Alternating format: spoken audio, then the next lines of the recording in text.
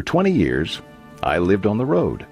12-hour days, truck stops, empty highways, and that gnawing fatigue that never let up. I thought I'd die behind the wheel, but I didn't. I quit. And today, I make more money at home with a camera and a mic than I ever did hauling freight. This isn't some viral overnight success story. It's about breaking down, finding my voice, and rebuilding a life I didn't think was possible. If you're stuck, if you think it's too late, listen close. I started driving trucks in my late 20s. It was supposed to be temporary, just until I figured things out. But one job turned into 5 years, then 10. Before I knew it, I was pushing 50, sleeping in parking lots, living out of rest stops. I'd spent 2 decades moving freight across the country, but had nothing to show for it. No savings, no house. My marriage was barely holding on. My son barely knew me. Every town I passed through looked the same, and every day felt like a copy of the last. I wasn't building a future. I was just getting by. And deep down, I think I knew I couldn't keep doing it. But I didn't know how to stop. It started with stiffness in my shoulders, then my knees. Then my lower back would lock up if I sat too long, which was every day. I began falling asleep faster than I should, sometimes even mid-sentence during calls with my wife. I missed exits, forgot delivery times. My doctor told me I had high blood pressure and was pre-diabetic. He said it like a warning, but I heard it as a countdown. I knew trucking wasn't good for my body, but I thought I could push through. That's what we do, right? We push through until something finally pushes back. It was late, I think somewhere outside Lincoln, and I was running behind on a long haul. I remember the hum of the road, that white noise that lulls you when you're too tired to drive. My eyes shut for what must have been 2 seconds, but it felt like an eternity. The rumble strip saved me. I pulled over, hands shaking, heart pounding. I sat there in the dark, staring at my own reflection in the windshield. That could have been it. That could have been the night I died, not in a blaze of glory, just quietly, off a lonely highway, delivering pallets for someone else's profit. After that night, something shifted. I realized I didn't even choose this life anymore. I just let it keep choosing me. When you're young, you think you'll have time to pivot. But the years sneak up, and when you're almost 50, with a worn-out body and a thin resume, you start to wonder if you're too far gone to start over. I didn't have a backup plan. No one was looking to hire an old trucker with sleep problems and back pain. I was scared. I was ashamed. But I also started asking myself, what if there's still something left in me? What if I just haven't found it yet? That night, I pulled into a little off-brand motel in Missouri, the kind with bad pillows and louder air conditioning than comfort. I lay on the bed, still dressed, scrolling through photos my wife had texted me. My son's school project, her smile, the dog, and I broke down. Full-on ugly tears. I missed everything. Birthdays, anniversaries, Sunday dinners. Not because I didn't care, but because I couldn't stop chasing miles. That night was my bottom.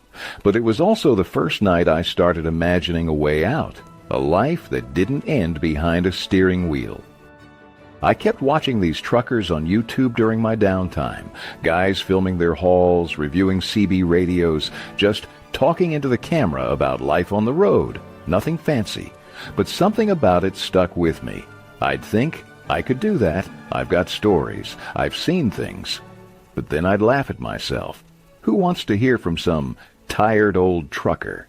Still, the idea wouldn't go away. It wasn't about money or going viral. I just needed something, anything, that felt like mine. So one day, on a long wait at a loading dock, I told myself, just try it.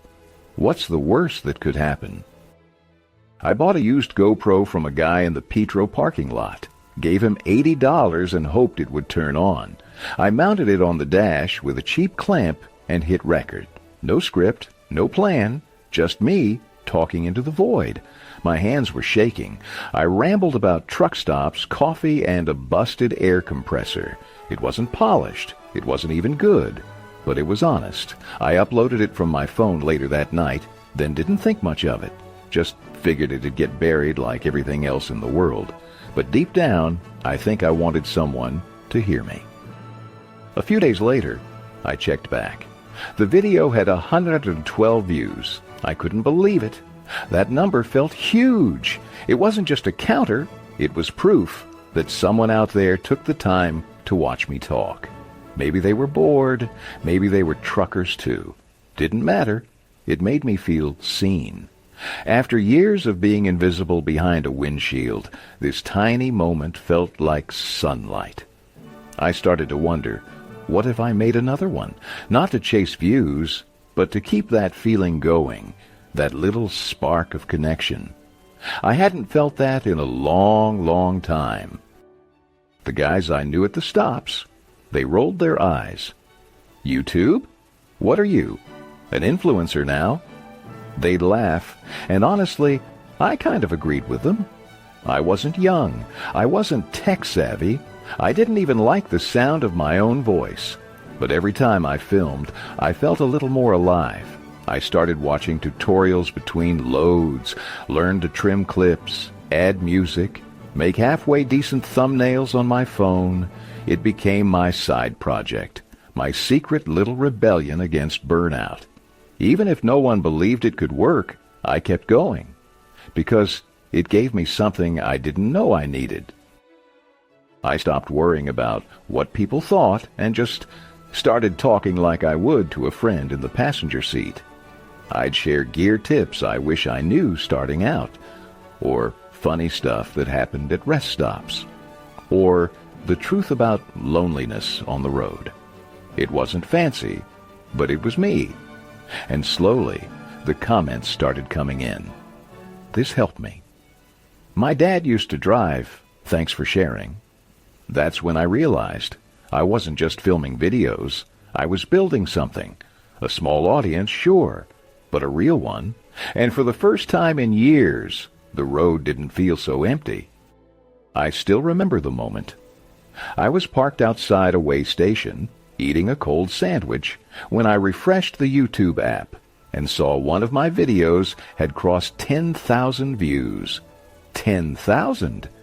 That number hit me like a gut punch. I just sat there, staring at the screen. I wasn't a celebrity, wasn't polished, but people were watching, commenting, sharing, thanking me. They said my videos made them feel seen, less alone. For the first time, I didn't feel like a ghost behind the wheel. I felt heard, like maybe I had a voice worth listening to. And that changed everything.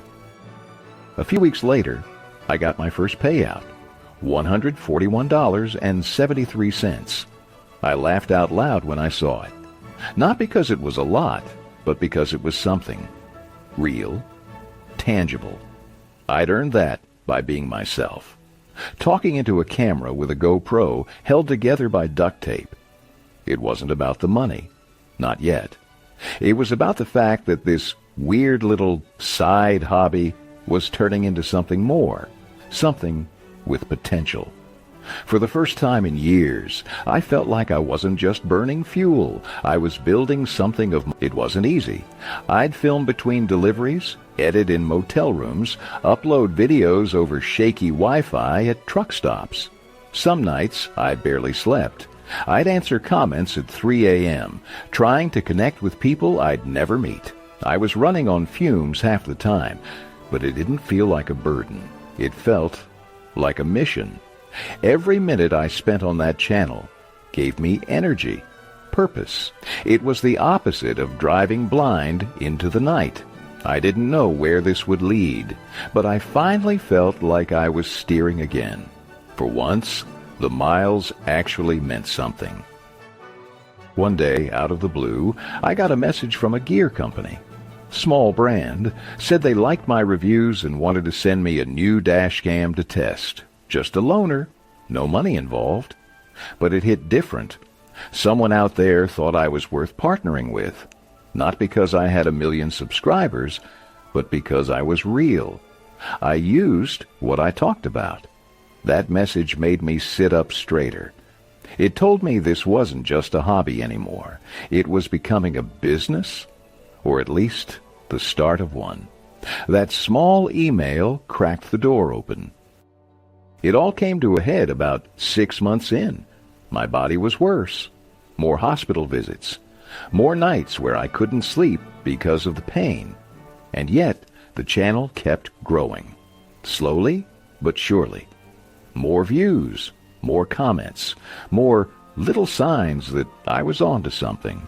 I remember sitting in the cab, staring at the steering wheel and thinking, I can't do both much longer. Something's gotta give.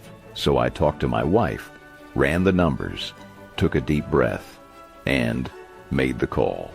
I put in notice on my last route. It was time to commit, for real. The day I made that call, my hands were shaking. I told dispatch I was done. No drama, no anger, just a quiet goodbye. I didn't have a safety net, no guaranteed income, no health plan. But I had a channel that was growing. I had comments from people who cared. And for the first time in years, I had faith, not in luck or the system, but in myself. I'd built something from scratch with a GoPro and a smartphone. And even though it scared the hell out of me, I knew deep down it was time. I walked away from the road that nearly broke me and towards something I still didn't fully understand. Those next few months were wild. I poured everything into the channel, learned better editing, upgraded my sound, started scripting ideas, and the numbers kept climbing.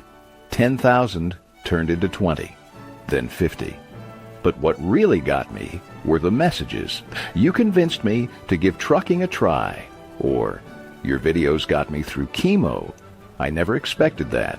I thought I was just talking into a camera about gear and highway food, but somewhere along the line, people started seeing me, not just as a trucker, but as someone who understood what it felt like to be tired and lost and still keep going. The idea came from the comments.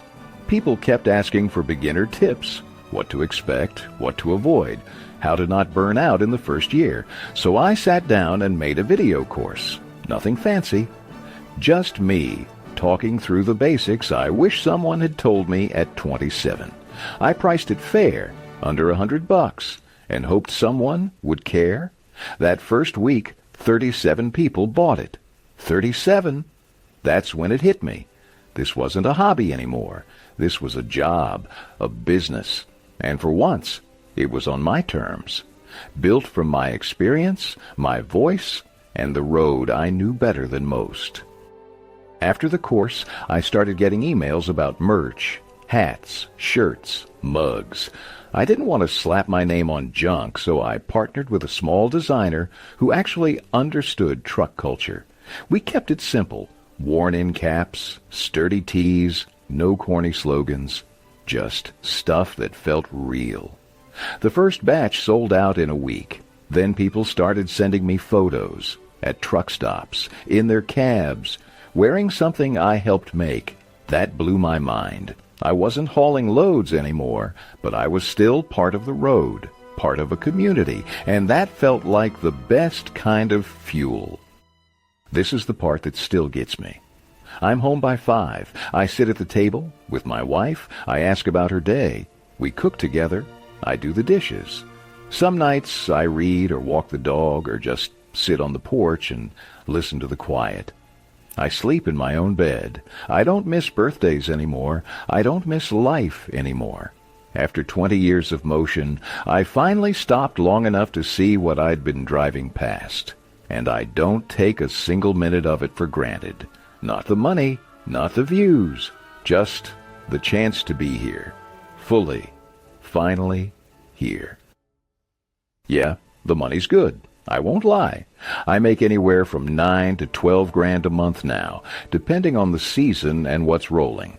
That's more than I ever made out on the road, even in my best years with overtime stacked. But here's the thing. It's not about the money. What matters more is I own my time. I wake up when I want. I plan my week around my life, not around freight schedules. I'm not begging dispatch for decent loads. I'm not sleeping in a cab hoping my back doesn't seize up. I'm chasing stories now, my stories. I don't answer to anyone but myself. And when you've spent 20 years chasing miles for someone else's bottom line, that kind of freedom feels like winning the lottery. I never thought of myself as someone with a voice, not the kind people listen to. On the road, you're invisible. You roll in, you roll out. No one sees you unless you're late. But when I started filming, something changed. I realized I had something to say. All those years of silence turned into stories, lessons, even humor. YouTube gave me more than a platform. It gave me a mirror. I'm not just a guy who hauls freight. I'm a man who's lived, learned, and now has something to offer. Behind that camera, I found a version of myself I didn't know was still in there. Someone worth listening to. It's easy to think it's all numbers and algorithms. But then you read a comment that stops you cold. A guy writes, "Your videos kept me going when I wanted to quit trucking." Another says, "My dad watches you every morning. It's the only time I see him smile." And you just sit there, reading it again, trying not to break down. I never set out to be anyone's lifeline. I was just talking into a GoPro in a lonely truck stop. But somewhere in that rambling, people found something they needed. Not entertainment, connection. And that connection, man, it's deeper than any paycheck. People think there's some magic trick, like I had a plan, or talent, or tech skills. Truth is, I didn't know what I was doing half the time. Still don't. I'm not special. But I am stubborn. I kept showing up. I made videos even when I thought no one was watching. I learned how to edit the hard way, one mistake at a time. I posted through doubt, through burnout, through nights I wanted to quit. That's the difference. Not brilliance, just staying in the ring, being real, owning my mess. And it turns out that's what people connect with. Not polish, just presence. I'm 50 years old, and for the first time in a long time, I'm not looking back with regret. I'm looking forward with fire. I've got a list of things I still want to try, collaborations with folks I respect, a podcast that goes deeper into the stuff truckers never talk about, maybe even a book, something to leave behind for my son to read one day. I used to think I was too old to start over. Now I know better. This life, this second act, it's just getting started, and I'm not afraid anymore. I used to drive to survive. Now I speak to live. If you've made it this far, thank you for riding along with me. This journey changed my life, and if you're sitting there wondering if change is still possible for you, I'm here to tell you. It is. If this story hit home, go ahead and subscribe, hit that like button, and leave a comment. I'd love to hear from you. What's one thing you've always wanted to start, but never gave yourself permission to try? And if you've already made a big life pivot, what pushed you to finally take that first step? And if this story moved you, you might want to check out my last video. It's about Joe, a quiet father who lost everything, lived in his car, and still found a way to rebuild from the ground up. It's a good one.